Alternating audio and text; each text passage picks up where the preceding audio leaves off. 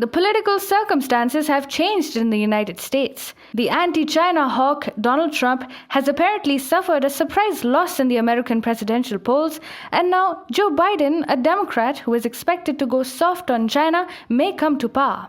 And with a change of regime in the United States, China's economic sentiment is also changing.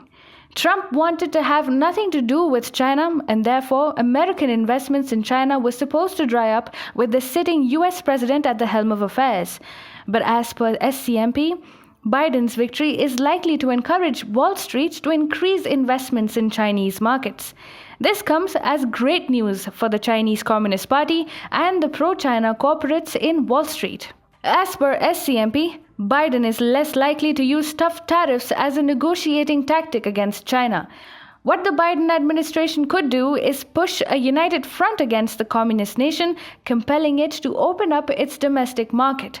And once China's domestic market opens up, American and global financial firms would want to pour in investments in Chinese markets, making the paper dragon even richer.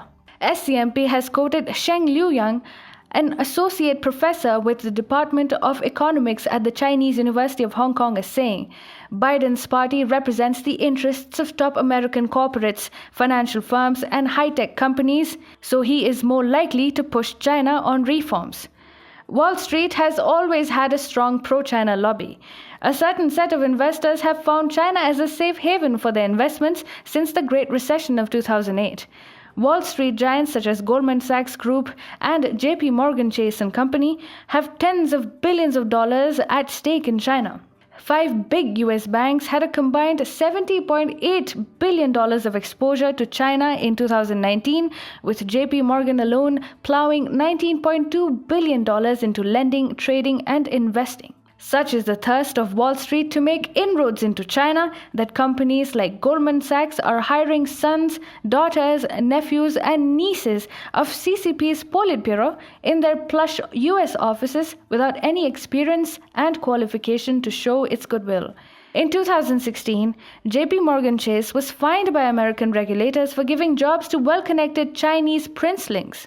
The pro-China investment lobby within Wall Street was restrained by the Trump administration till now, as the sitting US president was actively decoupling the US economy from Chinese markets. Yet, prominent American financial institutions like American Express, BlackRock, the Carlyle Group, Citigroup, and Goldman Sachs did participate more actively in China when the paper dragon scrapped ceilings on the share of domestic financial operations that aliens could hold. So, it is well known that if the Chinese economy opens up, the amount of money that American financial institutions pour into Chinese markets also goes up. American investors are often attracted by higher returns offered by Chinese markets. A 10-year Chinese government bond, for example, yields 3.2% as compared to the 0.8% offered by a 10-year American Treasury note. With Trump in power, the White House was actively decoupling from China. But Biden's policy, on the other hand, is likely to push China to open up its markets and could therefore actually encourage the pro-China investment lobby in the US to look at China as an avenue for pouring in investments. So, with Biden's apparent victory, China can easily expect a lot of money from the United States.